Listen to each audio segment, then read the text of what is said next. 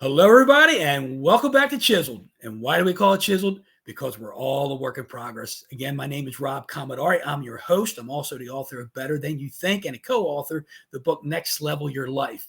Today, I'm going to be speaking to Dan Armstrong, all the way from Lancaster. We had a discussion about how you pronounce Lancaster before we started today. So he's all the way from Lancaster, Pennsylvania. My son went to school to Millersville up there. Dan Armstrong is currently a four-time author working on books 5 and 6. He's a speaker, professional speaker. He's an actor. He's got something going on right now as we're talking. It's really cool. And he's truly an inspiration to those who are going to listen to this show today. You're going to be fired up. I met Dan about a year and a half ago, maybe. And every time, he's a great writer. He's a great writer. I see his pieces on Facebook, and I'm inspired with everything he writes. And I'm just so happy and honored and excited to have Dan on the show today. How you doing today, Dan? I am doing well, Robert, and it is my honor and my privilege to spend some time with you in this platform as well as in person. You're truly a brother. Yeah, brothers from another mother, right? That's right. There you go. So Dan's got a lot of good stuff going on right now, and it hasn't always been that way. And one of his cool books that we'll talk about is the Cable Guy. He's got this Yeah. book called The Cable Guy. He's got another one called Smart Dust that's really, I think, gaining some traction for him and for others. And he's got that on the screen right now. And we'll chat a little bit about these books. And he was in one of the books together with me in the Next Level Your Life book. That's how we met, as a matter of fact. And but it didn't all start out so great, right, Dan? Right, right. I, So you know, go ahead, Robert. no, go. I wanted you to give us some context of your story, how things started out. It was a little rough in your early ages, and you've persevered and plowed through, and things are starting to see some. You're starting to see some headway here. Yeah, I love the name of your show, Chiseled, because what that means is that there's action going on against a harder subject, and that harder subject is who we think we are, what we are, how we're supposed to be. It reminds me of the artist Michelangelo. They asked him one time how he was able to carve the David, out of marble, and he said, "I just chipped away at everything that was not the David." Mm, And sometimes we have to chip away the things that are not us to produce the work of art that's in progress. yeah, And I was born with a cleft palate, and to this day I still deal with it because I need a prosthesis to speak. Most people don't know that. And I was ashamed to admit that up until maybe 10 years ago, until I really chiseled that part out of my life and said, it's okay to be vulnerable, to let people know that there's a steel plate that's necessary for me to speak to you today.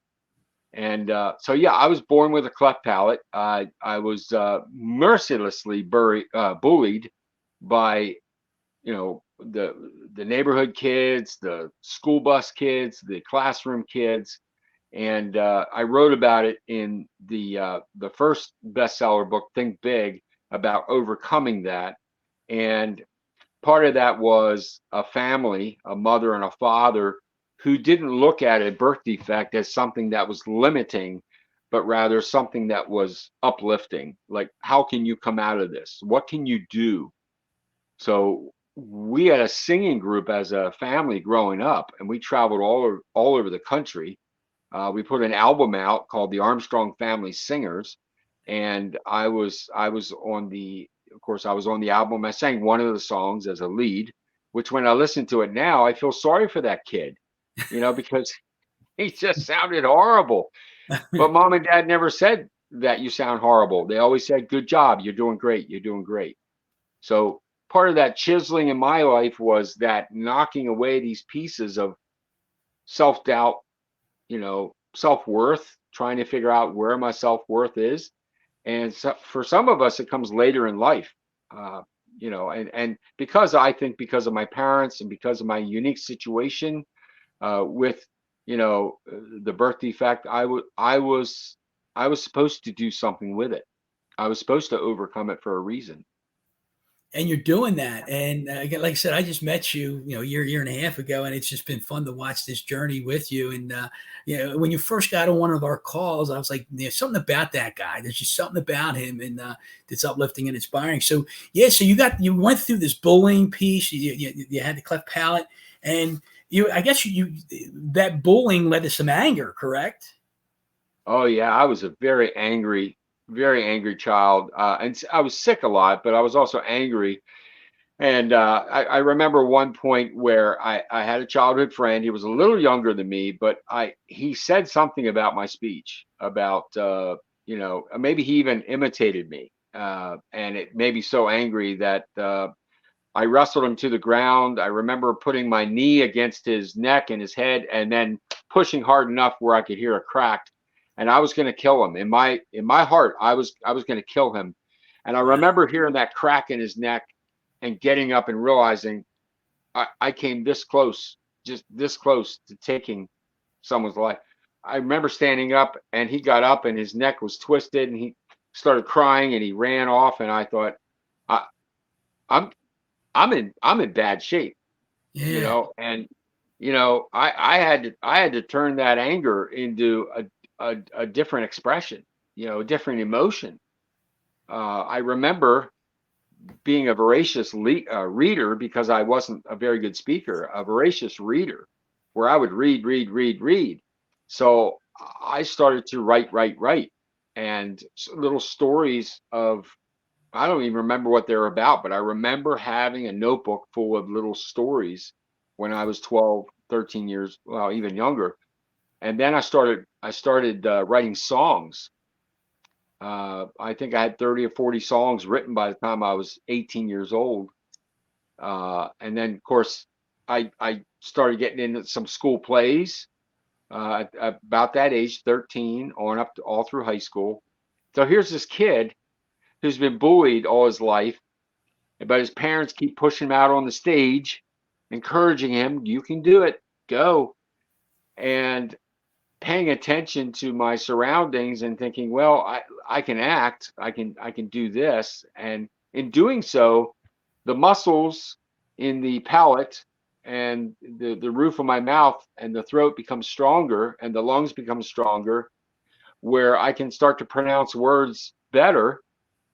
And every consonant that you hear, that you speak without even thinking, I have to subconsciously think about it first before I say it. Even now, every sentence I speak is premeditated, carefully, maybe a slight second before I say it.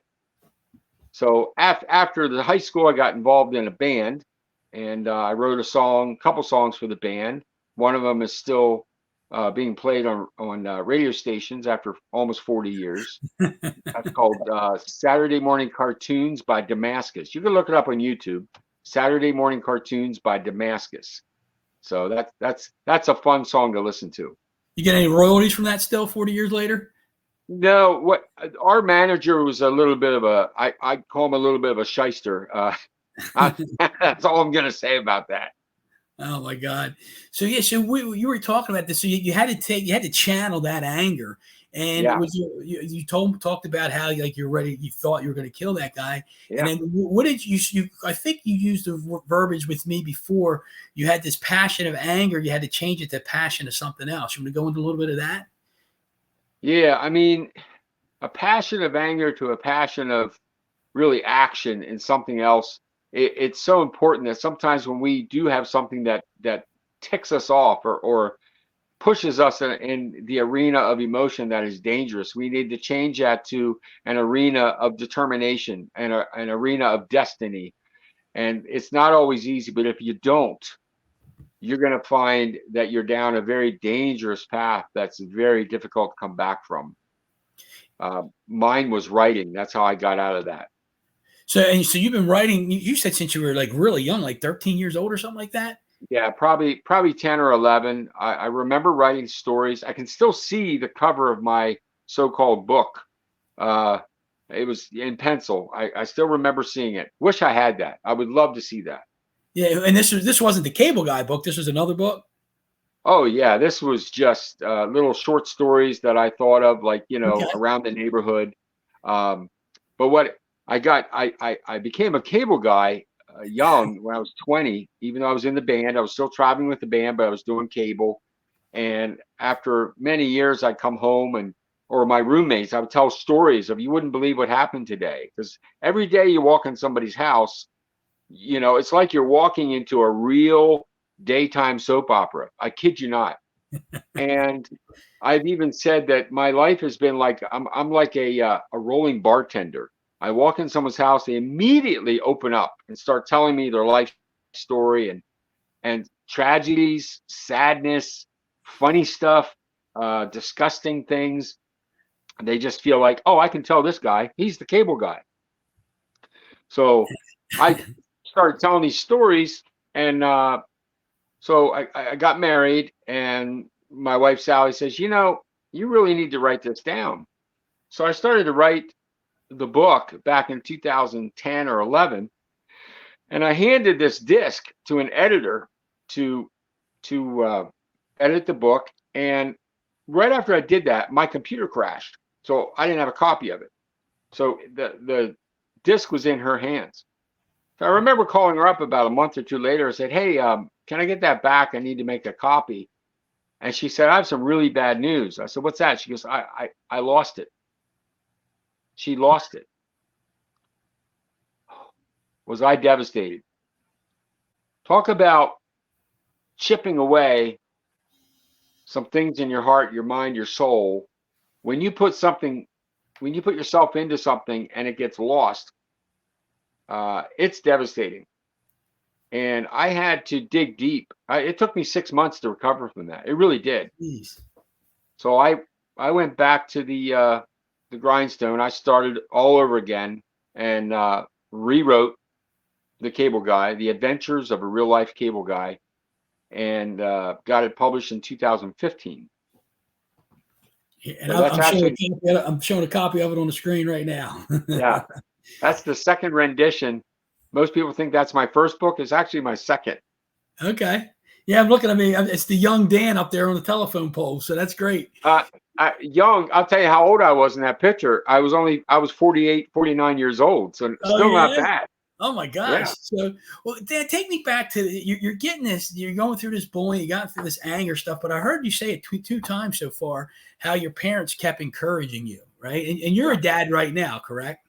Yep. I have 4 daughters. So you got 4 daughters. So how has the encouragement from your parents for you going through what you're going through, how's that translated into being a dad of 4 daughters? I don't know if they've had any tough times, but just being that dad who was encouraged as a kid, how's it translated as a dad now for your daughters?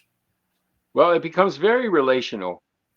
When you see when you are treated a certain way and you're loved unconditionally, it's easy to do it for other people. Maybe that's why customers were always so open to me. Maybe that's why when I meet people, I identify with them so quickly, because the judgment zone, it doesn't exist. Mm-hmm. And I accept people for who they are. When I give you my opinion, I assume I may be wrong from the get-go. So I'm not going to hold you responsible to my expectations. If I do, that's being selfish of me. And I think I did that with all my children. They're all unique individuals. I treated them differently, how they needed to be treated. They say treat others as you'd want to be treated. And of course, the next step up is treat other people the way they want to be treated. Yeah. And I think that's, my parents treated me the way I needed to be treated, not the way they wanted to be treated. Right. So that in turn, that's internalized, okay? And when that's internalized, anything that's internalized is going to come out eventually. Anything you put in here over and over and over again becomes part of your being, and it will come out, So I think with my children, and on a side note here, I have 4 daughters, and I don't remember one time in their entire lives that they've ever talked back to me. There have been times they've gotten quiet, but they've never spoken words of disrespect to me. And my oldest is 32, my youngest is 22.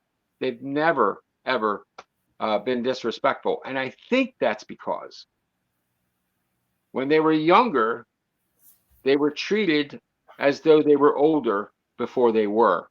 Yeah. And there was a sense of respect that they could feel that from their dad. And we have great conversations to this day as adults that I can be very vulnerable with my children as a friend and still be their father. That's so awesome to share, and it's great to hear because like that encouragement you got from your parents, you're passing it on to your kids, and I'm sure they're going to pass it on to their kids sometime. And now you use this word twice today already, vulnerable, right? So what does that mean to you to be vulnerable? Because I mean, showing yourself, being transparent, what does that mean to you, and how important is that for, like, you're a guy that's, I think, 60 years old now, right? And Yeah. vulnerability wasn't always something you attested to, right? No, and vulnerability to me is being accessible to myself, but allowing someone else to see that, okay, if I'm vulnerable, right, I can earn your respect a lot quicker than if I'm putting on a face or a mask and I'm not showing you truly who I am. I can be authentic, I can be real, I can be raw, but being vulnerable means I'm willing to say, hey, I don't know, I don't have all the answers. I am weak in this area. But I think that word vulnerable really came into my life about 10 years ago when I was doing way more public speaking, when I started to talk more about the what I've talked to you before about the STOP acronym. Right. Which we'll get Once I into. started to develop that concept, I had to dig deep and show my audience or the people I speak to individually that, hey, here's where I'm coming from. This is what I had to do, and you can do it too. It may not be the same struggle, but it's their world to them, it's my world to me. So we're all going through something. Yeah. And being vulnerable helps establish credibility when you're speaking to your audience about something that needs to be addressed or overcome. You use the word help establish your credibility. Do you also find that as something that makes you more attractive? Yeah, anytime you establish credibility, it makes you more attractive because people will find that you can be trusted. Yeah, yeah. And because trust is so difficult to come by, it seems like nowadays, and I think it's always been the case, but more and more with the internet and just the way that we live nowadays in small cultures. We don't always see the big culture. We live in small cultures. We live in these bubbles of worlds, where you and our world is getting bigger because we're being introduced to people outside our comfort zone. But most people stay within their comfort zone, and their culture is very small. So if I can establish trust inside your globe, inside your circle, then perhaps your circle will expand, and then Yeah. maybe you'll let someone else into that circle, and then you'll grow. So when you're like this, you don't grow. When you let things go, then you grow. Whoa, write that down. I'll write it down. When you let things go, you grow. That's great. Yeah. So you put that in one of your next books, one of your next writing pieces. Good If stuff. I think about it. Yeah, well, I'll write it down. What's going to be this? Like you said, this is going to be evergreen, so it ain't going anywhere. We'll be able to find it. Good stuff. Well, I had a podcast earlier today, and I said about that Dr. Viktor Frankl, who survived the Nazi death camp. He is a Viennese psychiatrist, and when he got out of the prison camp, he wrote the book, The Search of Meaning of Life, something like that. And Man's Search for Meaning. Thank you, Man's Search for Meaning. The point was that he assigned a different meaning to the circumstances, where other people, their meaning meant death. His meaning meant survival. And Yeah. I came out of that conversation saying, he was affected by what was going on with him, around him, but he was not infected by what was going on. And I said that this morning, and I said, I got to write that down, because these things they pop into my mind, and I don't have a pen. I do this too often. but it's recorded. So there you go. We're good. You can That's be awesome. affected, Rob. You can be affected, but you don't have to be infected. I like that. I'm going to steal that one. You Good can. stuff. You know, Give me somebody some once credit. told me Picasso said, you know, good artists borrow, but great artists steal. So I'm going to steal that from you. So anyway, hey, Put my initials at the bottom. there you go. We'll put a painting up there and we'll sign it Dan Armstrong, right? So good stuff, man. And something else you said earlier about no judgment zone, right? And Yeah. tell me a little bit about that, because I think we all fall into a little zone of judging others, right? And we Sure. judge ourselves and we judge others. And you made the comment about accepting people for who they are. Talk to me a little bit about that, because I'm going to go back to this acceptance piece too, and then we're going to get into your STOP acronym. Okay. I think of two things came to mind. One was the story I wrote in the Adventures of a Real Life Cable Guy. Okay. I went into this guy's house. It was a mess. I'm going to make this a real long story, very short. I was judging this man because of the condition of his life, but I didn't know the condition of his body and how it was affecting the condition of his heart, his mind, his soul.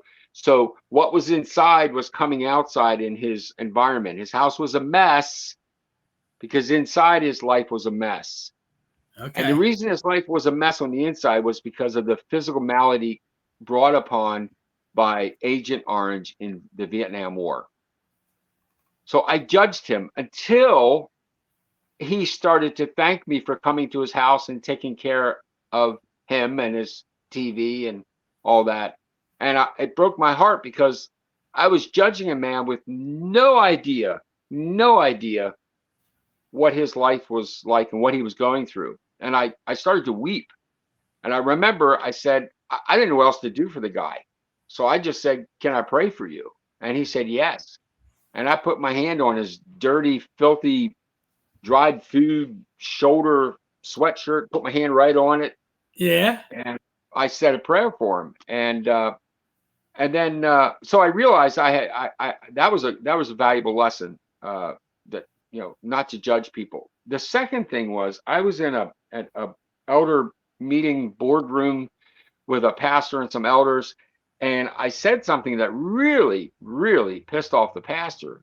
He was describing this Bible verse, and this is where we land. This is what it means. And I said, I think, and I meant this completely with love and honesty, I think when we get to heaven, we're going to find out that we were all wrong, in the sense that when we describe something, how are we as finite beings meant to describe an infinite meaning? I mean, and this guy was just angry at me. No, you got to land on this verse. It means this. And I said, if that's the case, why are there so many different religions and different names of, like, you know, Mennonite, Catholic, Methodist, Presbyterian, Seventh-day Adventist? Does that mean we're the only ones who are right and they're all wrong? And if that's the case, why are we so arrogant? Yeah. Yeah. Because So those are two cases I think of. we all think we're right? All the Sure. time. Yeah. You know? Yeah. And It's so the ego. it's the ego getting in the way. But as far as the judgment like piece, I'm like, it's about if we learn to accept ourselves first, and then in doing that, we can learn how to accept others. Then if you got those two things going on, then judgment leaves, and there's no judgment. Rob, because if let's just assume that we're both of the Catholic faith. Let's just assume that for a moment. Okay. So I say to you, oh, you're Catholic. Yes, I'm Catholic. Okay. Now, immediately, what's that do? That puts a label in my mind. Yeah. It also says, okay, here's what I believe in Catholicism. Therefore, if Rob says he is also Catholic, therefore he believes as I believe. Now I'm going to hold you responsible to my belief system immediately. I just became a very selfish person, Rob, because I'm holding you responsible to my belief system. I am very selfish in doing so. So if you say, okay, I am Catholic and I am Catholic, then I have to look at you and go, okay, great. What does that mean to you, Rob? And you tell me your belief system, and I say, interesting. That's not how I see it, but okay. One of the greatest 20th century theologians was, now escapes my mind. I have all his books up here. Francis Schaeffer. Okay. Francis Schaeffer. One of the things he said in one of his writings was, there is no such thing as a unified circle of rationalistic thought. No thing, a circle of unified rationalistic thought. And what that means is, here's a circle. Here's what Rob believes. And here's what I believe. And we overlap. But see, my circle right here is now out here. And then someone else comes over here and says, well, I believe part of what Dan says, but I also believe this. And these circles start going all over the place out here. So now here's a circle and here's a circle, and they're not touching.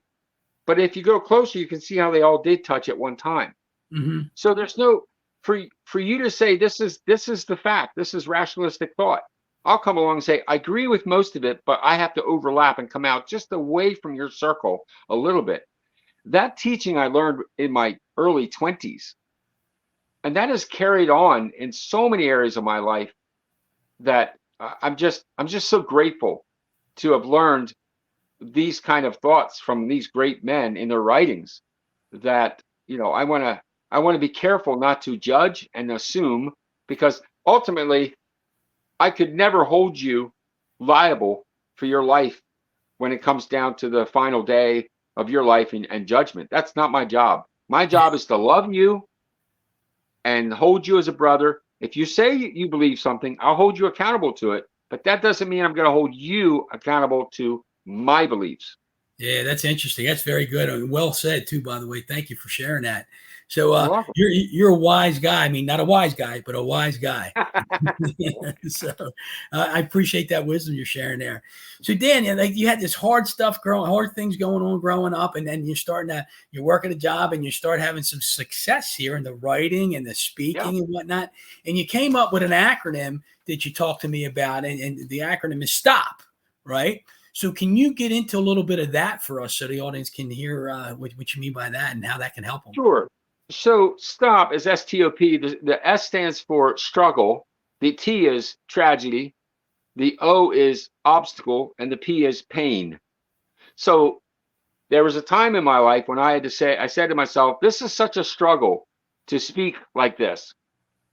What could be a strength that could come from it? Well, obviously, it would be to tell other people how they could overcome it. Yeah. So my struggle became a strength in that I began to talk to people who were struggling with cleft palate, but also other things in their life, poor self-image. My daughter was also born with a cleft palate.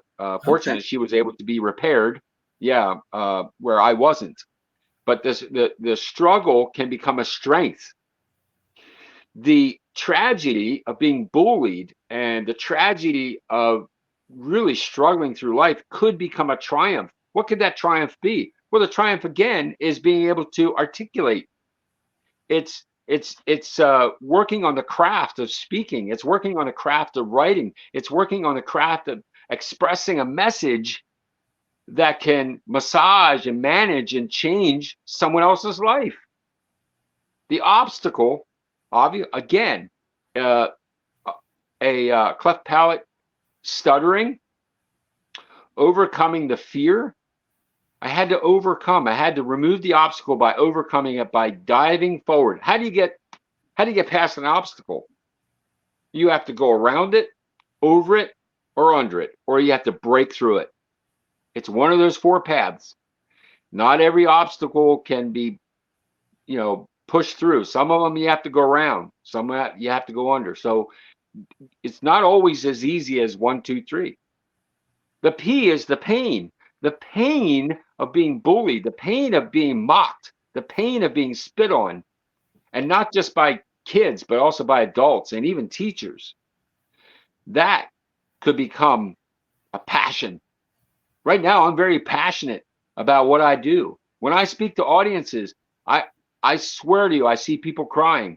I see people moved with compassion for people who have been in a pain and they've had to find the passion. And that P also can be a promise. I have a promise of a better future because I've overcome the pain. So strength, struggle to a strength, tragedy to a triumph. Obstacles can be overcome, and the pain can become a promise, a passion, a plan, a process. So that's my acronym, and I'm sticking to it. So obviously you came up with that. Let me ask you, at what point did you come up with that? When did you have that epiphany, so to speak? Probably about 2 years ago. Really? Okay, Yeah, good. it was relatively recent, and I think Rob, why that happened was when Smart Dust came out, and I sold 1,000 copies all over America and a couple worldwide within 93 days, and I realized, wow, I've got to stop looking at my past, the pain, and look at the promise of the future, the passion in a plan and the process. So I really dug into kind of like it's like there are people who become successful and they don't know why. So they have to kind of backtrack and say, how did I get here? And quite honestly, about 2 years ago, I started writing and started getting more books were being sold. People asking me to appear on their shows. I was on the LA Tribune twice last summer, and it's like, wait a minute, how did this start? So I had to look back and say, well, I had a struggle, and I'm talking about it, and it's become a strength. I had a Yeah, tragedy, and now it's a triumph. Obstacles been overcome. My pain it's a passion to talk about now, yeah, So, and I don't know how I put it together to stop, but it just a lot of things happen like that to me, though.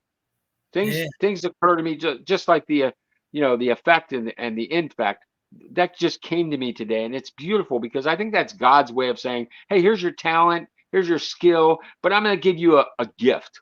yeah, I'm going to give you a gift, and it's up to you to start, that chiseling away at things, even activities, things that we do during the day that are not helpful, to get to that point where you're like, you're building the muscles and the strength that you need.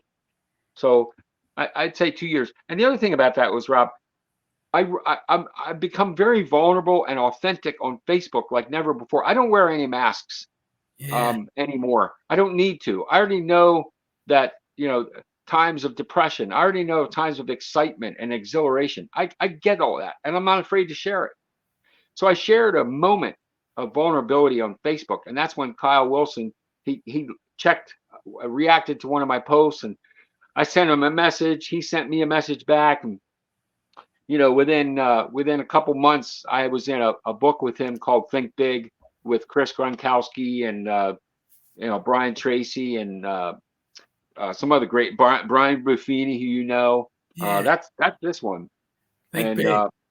yeah, and that was a bestseller, also an international bestseller, and then of course the one we're involved in, next level of your life, Yeah. we got that one, but before that happened, of course, I wrote Smart Dust. So talk I to me, never thought I'd write this, Rob. and that's, I mean, that's a big book, right? So real Yeah, quick, before we get into Smart Dust, with the STOP acronym, yeah. how often do you find yourself coaching yourself through that, right? Because you went through it, but do you have to go back to it? I'm gonna have to say it's a weekly thing I go over in my mind. I have to, Rob, because Yeah, when it's like an exercise. And again, using the word, not to overuse it, but the word chiseled.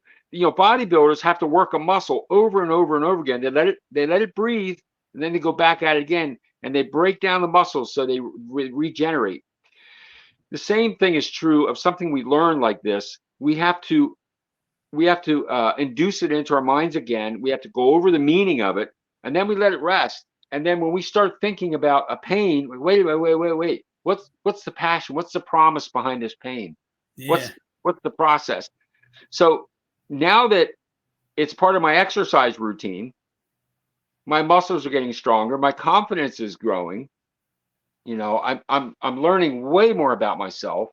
I kid myself, and I think it's the truth, but I say that I'm now in my third trimester of life.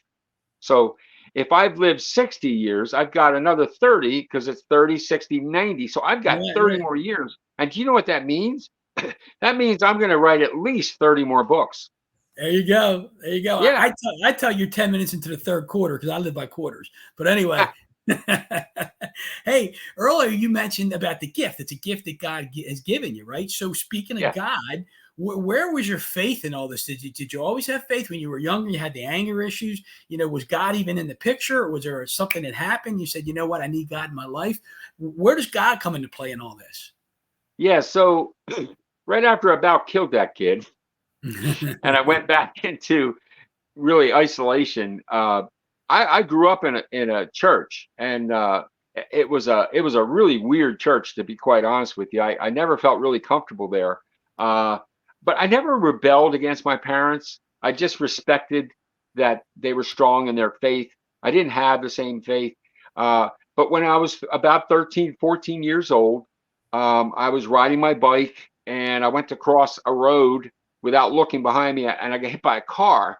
And I went back on the hood of the car. My bike went flying, and when I rolled off the car, my legs flopped under the car, and the back tires went right over my legs. And I got up and I ran across the road to my buddy who was riding a bike. His name was Matt Bachman, and I I didn't know my name. I didn't know where I was. I was having memory lapses. It was my first concussion of, I think, 4 concussions I've had in my life. It was my first one, and it was a pretty good one. But if you're going to have a concussion, have one that wipes your memory. Yeah, right, exactly. But I remember going home and my mom and dad praying for me. And it wasn't long after I remembered thinking, I could have been killed. And do I understand the love that God has for me? And I think He rescued me that day from certain death to build me up to be His son and to develop these gifts in me. I can't say I always live like I should, but I will say I understand that God has had a huge part and is probably the breath that I breathe. Whereas without Him, I would probably be in prison or dead. Yeah. Man, thanks for sharing that, Dan. It's interesting, but I think what I'm seeing and hearing from you more and more as we talk is you're becoming more and more aware, not only Sure. aware of your gifts, but confident in the gifts. And you just said it a minute ago about the confidence that's improving. So you're getting worked on, man. God's working on you, brother. He's got you the palm of His hand, and who knows what's coming yet, right? We talked earlier before we started the show that Dan mentions he's 60 years old, and he's waiting for some stuff to happen, but it's coming. It's coming. We believe it's coming. So before we wrap up, tell me a little bit about the Smart Dust, because I haven't read it yet, but I've heard a lot of. I know some people have read it, and I've heard a lot of great things about it. So tell me a little bit about that. Yeah. Well, I started it in 2017. It got published in 2021. So it was a 4-year project, and it's basically a fiction. It's about nanotechnology being infused on a population without consent. So it would be something akin to, well, someone said it was like the book, I can't think of the guy's name, but Orwell, 1984. I've never read the book. I don't want to read the book, and there's a reason. I don't want to be influenced by any other utopian or dystopian writers. So when I wrote the book, I wasn't thinking that. I was thinking, if this technology, which is real, Smart Dust is real, if it were taken and used in nefarious ways of purposes, what could that mean to a society? And if it was used, who would be using it, and what for? Why? So as I went down those rabbit holes, I'll tell you what, this book developed, and I'll tell you what, sometimes I'd wake up at 4 a.m. with an idea and run out to my studio and start typing, go back to bed at 6 a.m., wake up at 8 and go out and go, did I write this? Where'd this come from? So it, to me, I mean, even now, Rob, when I see this thing, I can't believe that I did this. It's beyond me. It's impressive. It's impressive. Yeah. Buddy. I appreciate. Oh, and it's on Audible too. It went Audible, iTunes, Apple iTunes. April 17th of this year. Did you read it? No, they had a voice actor do it. Yeah. Sometimes I wish I would have done it, but he had a much better voice than I do. Yeah, it's funny because when I did my book, I got it on Audible too, and I read like the introduction, the first chapter, and the last chapter. Yeah. I was like, damn, I wish I would have done it. But so Dan, good stuff here today, man. Thank you so much. It's You're welcome. a couple things here. When I think about this journey you've been on, and one of the big points I take away today is like you had these struggles, these big time struggles and anger and bullying when you were younger, but you took that passion. This is the point, the key point for me. You took that passion of anger and you turned it into a passion of, you said, action, or I think one time you used the word expression, the passion of expression. And so all is not lost, no matter where you are, and no matter what age you are, right? So you've had that anger early, and now there's this Dan that's full of, he's vibrant, he's full of enthusiasm, and he's got these ideas, and he's writing books, he's acting now, and I didn't know about the singing part, I forgot about that. So he's a singer as well. So man of many trades and many talents, I should say, right? And so I made the Colonel Sanders reference earlier, right? So, he started Kentucky Fried Chicken, or I think he started his business at 62. Kentucky Fried Chicken started at age 65. So there's hope, right? We said there's hope, right? There's hope. And, there's always hope. And the way I see Dan, as I got to know him over the last year and a half, he's got all these little tributaries of lava flowing under the volcano. And as he continues to do this, and continues to make impressions and connection with people, and then the inspirations and the thoughts and the ideas that come out, that volcano is coming, baby. That thing's going to erupt, and we're gonna all know who Dan Armstrong is. So I'm excited for that.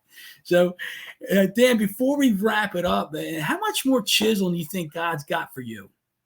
Oh, I remember Earl Nightingale saying that he wants to be caught up in some project on the day of his death, or maybe it was someone he was quoting.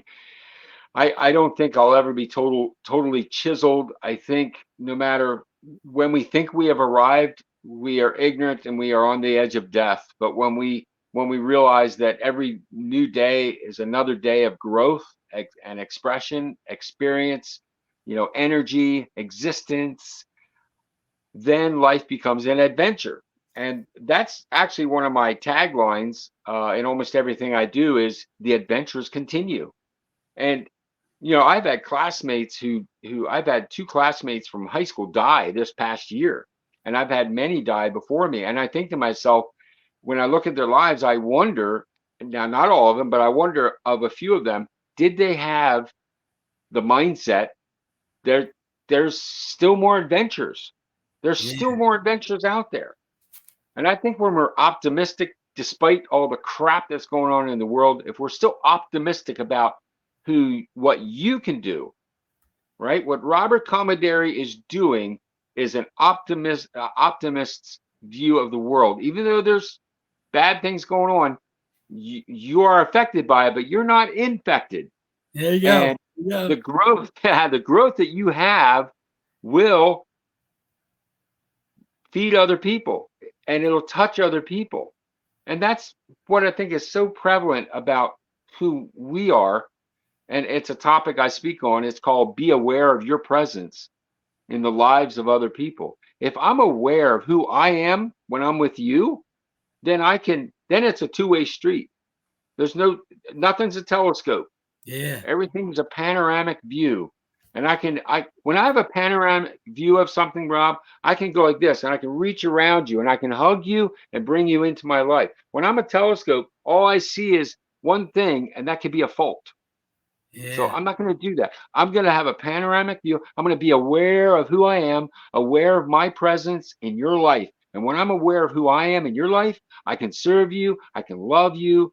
And guess what? You will then love me. Yeah. So I do it because I love you, and in return, I get the love back. That's awesome, man. That's a great thing, a great note to end the show on here, man. Thank you for sharing that, Dan. Dan, before I let you know, if people wanted to get a hold of the cable guy, the author, the singer, the actor, if people wanted to get a hold of Dan Armstrong or have him speak to him, how would they do that? You can go to just email me, Dan Armstrong, author @gmail.com. Dan Armstrong, author @gmail.com. I'm not too expensive. But you're going to be one day, right? You're going to be. Yeah, now's the time to book me. There you go. There you Uh, go. I speak to high schools. I'm speaking to college kids. I've done church. I do churches. I have spoken to business meetings, business men's meetings. A couple other places like that. I am working on my website. Website went down. We're totally revamping it. Hopefully it'll be back up in a month. But Dan Armstrong author at gmail.com. And you can obviously, if you put my link on there for Facebook, they can get me on there, message me.